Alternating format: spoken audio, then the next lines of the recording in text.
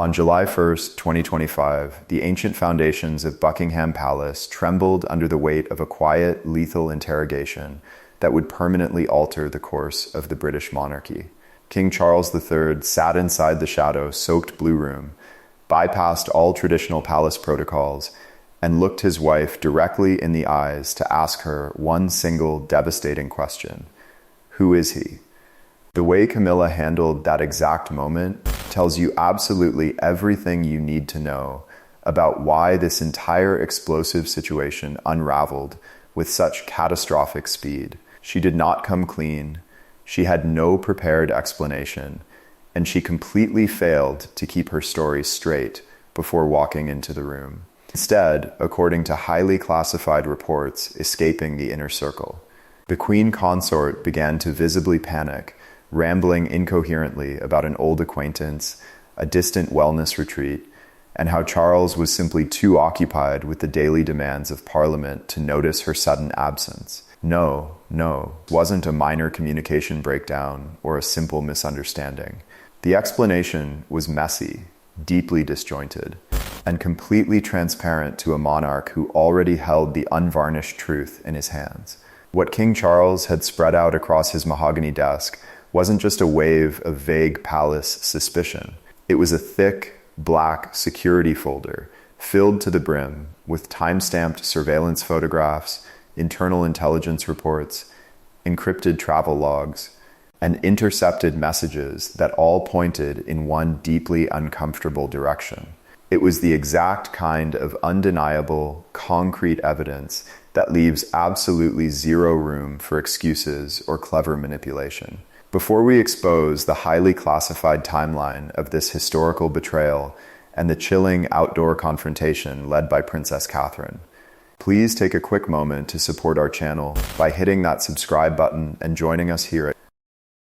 We are always digging deep into the royal stories that the palace machine desperately tries to bury. Thank you.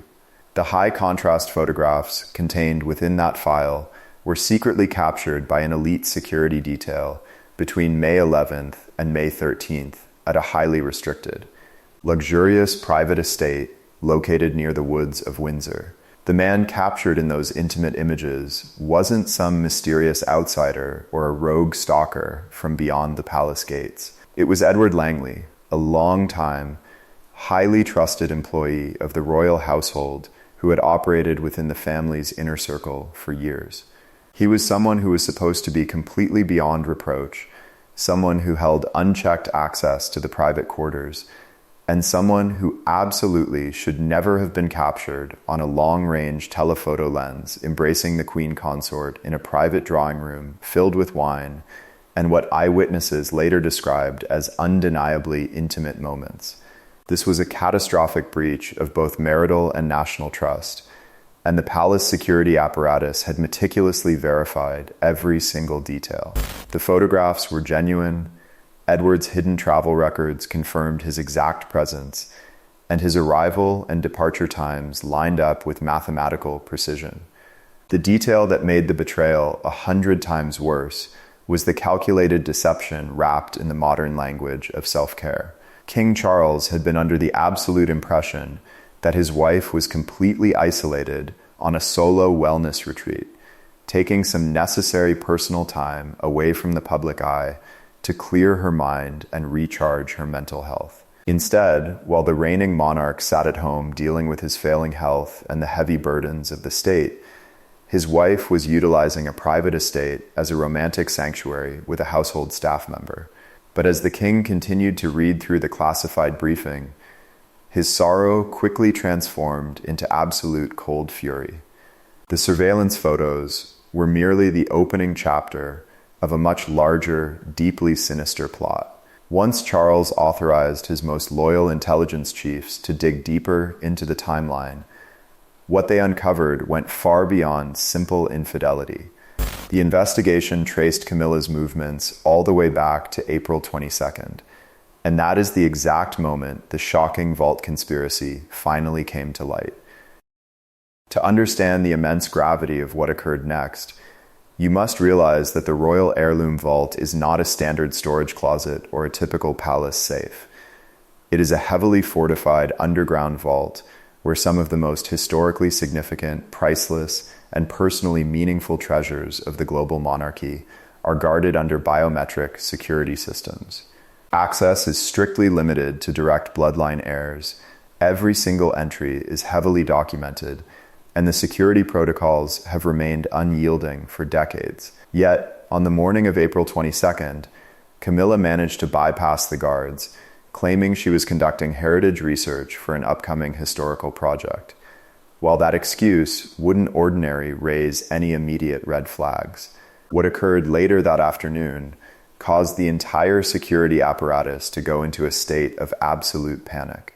That exact same week, a massive, heavily locked trunk was filmed leaving the palace, loading docks inside Camilla's personal vehicle. No proper documentation was filed, no customs forms were submitted, and the trunk simply vanished from the official palace inventory. When independent investigators followed the digital breadcrumbs and physical travel logs, that exact same locked trunk materialized at the private suite near Windsor, where Camilla had been secretly meeting with Edward Langley.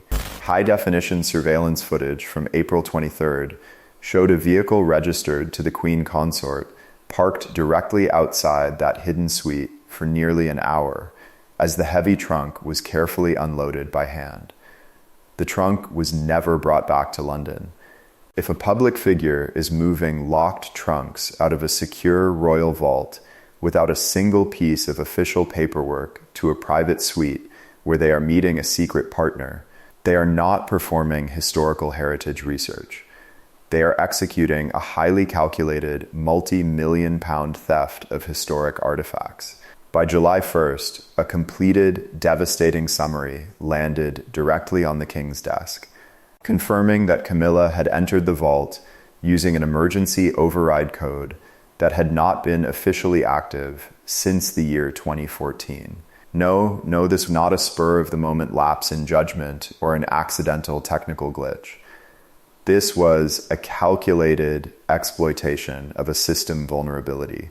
The fact that an obsolete code from over a decade ago was still functional raised terrifying questions about who inside the security network had secretly provided her with the access keys. On the exact day that code was entered, two of the most iconic pieces of jewelry in modern history went completely missing from the vault: Princess Diana's sacred caterpillar earrings and the legendary Spencer choker. Together, their material market value is estimated to be well over £650,000. But to King Charles, and to anyone who understands what Diana represents to the British public, the monetary value was completely irrelevant. These pieces are priceless cultural artifacts, representing a mother's enduring legacy and a legendary princess who was taken from the world far too soon. Surveillance footage captured from Clarence House showed Camilla's personal car idling near the private loading bay for exactly 45 minutes on the precise afternoon the heirlooms vanished from their secure velvet cases. Absolutely no documentation was ever submitted to the master of the household, and the palace was met with nothing but stone-cold silence. When you look at the staggering contradiction between what Camilla claimed she was doing versus the cold physical evidence, the deception becomes impossible to ignore. True historical research does not require ancient override codes, midnight trunks, and missing historical treasures. To make matters even darker, investigators recovered Camilla's secured personal tablet from her private dressing room. The intercepted communications found on the device proved that her relationship with Edward Langley was tied to a much larger financial strategy. The text messages spoke directly of a mutual desire for ultimate personal freedom, a desire for permanent possession of royal assets, and a clear intention to never return the locked trunk or provide any explanation for where the missing heirlooms had gone. According to close aides, King Charles sat entirely alone in his study for hours after reading the final page of the report, silently staring at the empty space on his wall where Diana's jewelry collection used to be kept in secure trust. That heartbreaking image perfectly captures the profound tragedy of the entire situation. This wasn't just about a marriage collapsing after decades of public struggle. It was about the complete and utter disregard for the sacred memory of a deceased mother.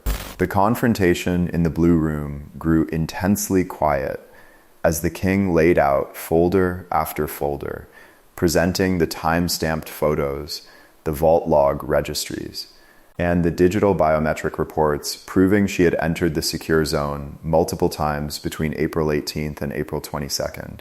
The documents showed she had signed into the vault at 9:42 a.m. on one specific occasion and didn't leave the underground facility until well after 1:00 p.m., returning to the surface with a trunk that was never inspected by the guards on duty. When King Charles presented this undeniable paper trail, Camilla reportedly went completely pale, her lips began to violently shake, and she completely lost the ability to look her husband in the eye. As her fabricated cover story fell apart in real time, the king quietly brought up Princess Diana's name, pointing out that her memory still holds immense power within the palace walls and the public consciousness. He moved closer to his trembling wife, his voice cracking not with rage, but with a profound, agonizing sadness. He realized that the legacy of the woman he had failed to protect in the past was now being actively manipulated and looted by the woman he had married. Then came the devastating detail that caused the entire room to spiral into absolute crisis. Princess Diana's historic 1986 pearl earrings, the exquisite pieces gifted to her by the state of Qatar, which she famously wore to the London Opera, were also confirmed missing from the central safe. Absolutely no one had authorized their removal from the collection. Yet just 48 hours prior to this meeting, those exact, instantly recognizable pearl earrings had been spotted on Camilla's biological daughter, Laura Lopes, during a highly publicized charity event. When Charles demanded an immediate explanation for how a piece of sovereign history ended up on her daughter's ears, Camilla broke down into tears, refusing to give a direct answer and repeatedly calling the entire incident a simple family misunderstanding. But the logistics of the situation made her excuses completely impossible. You do not accidentally access a high-security underground vault. You do not accidentally remove one of the most heavily documented pieces of jewelry in the royal collection. And you do not accidentally hand them to your daughter for a public appearance. It was a series of deliberate, cold choices. Late that night, a deeply exhausted King Charles was heard speaking in a low whisper to a fiercely loyal personal aide, stating that the betrayal didn't just break his heart, it actively tarnished the sacred memory of the two most important women in his life, his late mother, Queen Elizabeth, and the princess he could not protect, Diana. He stayed up by the fire until dawn, watching the flames and reflecting on the tragic warnings Diana had given the world decades ago, warnings that so many people had foolishly dismissed as paranoia. By 7 a.m. the next morning, the monarch's definitive decision was made.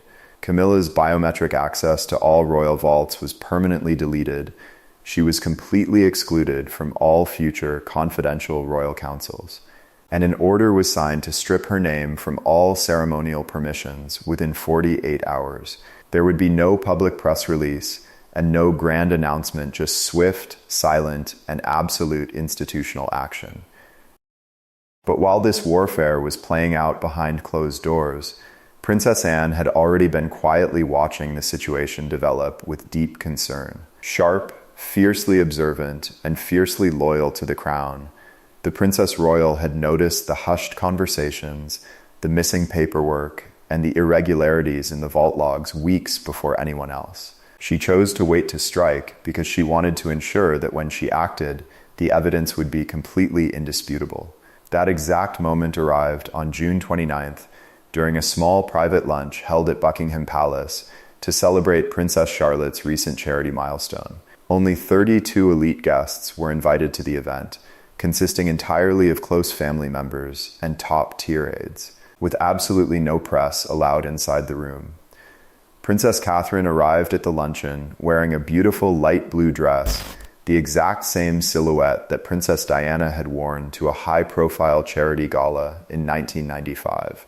It was a subtle, deeply meaningful tribute to her late mother-in-law, But the peaceful atmosphere was instantly shattered the moment Catherine looked across the room. Sitting by the grand north window was Laura Lopes, and dangling delicately from her ears were 3 flawless pearls with diamond caps catching the sunlight.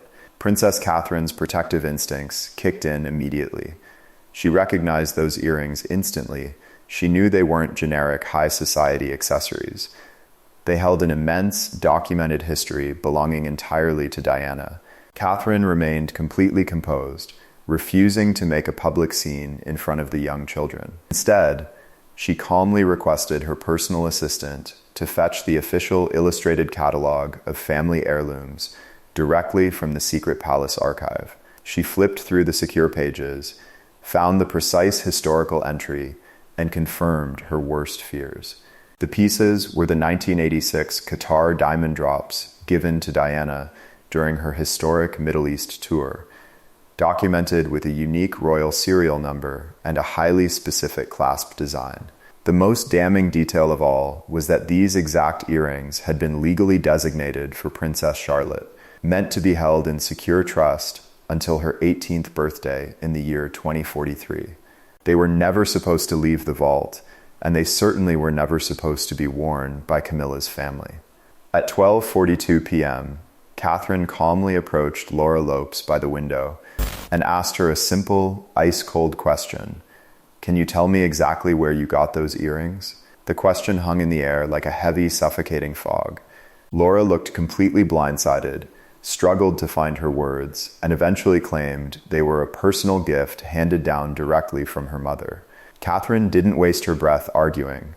She simply turned around and handed the physical earrings directly to the palace gem expert, who had been quietly stationed in the corridor due to the recent security alerts. By 1:00 p.m., the laboratory results were finalized. The earrings were the unvarnished originals, last documented as safe in storage in March 2023, with 0 authorization for removal. When Prince William returned to his residence later that evening at 10:08 p.m., Princess Catherine met him at the door and uttered just one single word: confirmed. That was all it took for the entire atmosphere within the palace to completely shift overnight. Heavy doors closed with immense caution, staff members began speaking in hushed whispers, and King Charles immediately canceled his remaining state engagements to hold an emergency meeting with his supreme legal advisors. On July 3rd, a high-security meeting was convened inside the deepest chambers of Buckingham Palace. Only 5 individuals were permitted inside the room: King Charles, Prince William, Princess Catherine, Princess Anne, and the Crown's chief legal advisor. The heavy doors were locked from the inside, and the tension was thick enough to cut with a knife. This wasn't a meeting to discuss public relations or upcoming royal tours. This was a historic council to decide how to handle a constitutional crisis that struck at the very soul of the monarchy. King Charles sat at the head of the table with the evidence spread out before him: the surveillance photos of the Windsor retreat, the biometric vault records, the gemologist confirmation reports, and the missing heirloom logs. He spoke without a single shred of emotion, stating clearly that this was no longer a private family matter. It was a severe violation of royal protocol and centuries-old customs designed to protect the sovereign wealth from greed and exploitation. Princess Anne was visibly furious, her face entirely pale, and her hands clenched into tight fists, as she stated that this was a disgraceful exploitation of family grief and a complete lack of respect for their mother's memory. Prince William remained silent for a very long time, his eyes fixed on the empty space on the table, but when he finally spoke a single sentence, his steady voice carried the crushing weight of years of quiet resilience. Catherine sat firmly beside him, placing a newly created, modern inventory file of the royal vault onto the table, her powerful presence communicating that the Wales family was completely prepared to enforce whatever consequences were necessary. The king then issued 5 direct, unyielding sovereign orders that would effectively erase Camilla from the institution. Starting on July 4th, her access to all royal palaces was officially suspended. She was permanently banned from entering any royal residence. Her entire communications team was immediately reassigned to other departments, and the biometric access codes to all vaults were reset before midnight. Furthermore, her specialized security detail provided by the Crown was completely withdrawn, and while she would technically retain the title of Queen Consort, in name only to prevent a constitutional collapse, every single one of her official royal duties was stripped away forever. There would be no podiums, no press conferences, and no public statements, but the implications of this secret decree would echo far beyond the stone walls. That night, while Camilla sat entirely alone inside Clarence's house, a heavily sealed formal letter from King Charles was delivered to her room. At the very bottom of the page, the king had written 3 simple words in his own distinct handwriting: "Trust has been lost." The very next morning, palace security teams began quietly packing her belongings and arranging for her permanent relocation away from the capital. But royal secrets of this magnitude are impossible to contain. And on July 6th, the entire story violently broke wide open across the globe. The Times ran a historic, explosive front-page headline that read, "Queen Camilla in secret affair and jewel theft scandal."